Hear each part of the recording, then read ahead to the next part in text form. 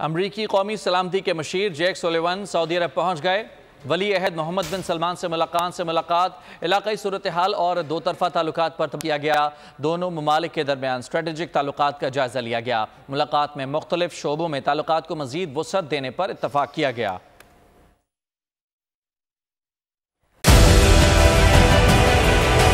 Digital loan scam, अवाम को कर्जों के जाल में फंसाकर लूटने वाले भेड़िए बेनकाब। बोल की काविशें बाराबर साबित हो गईं। ऑनलाइन कर्ज माफिया के गिर्द घेरा तंग हो गया है।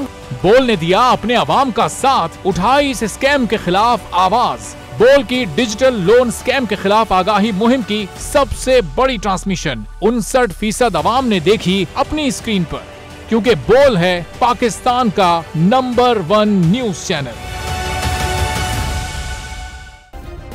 सब्सक्राइब करें और बेल दबाएं ताकि कोई खबर रह न जाए।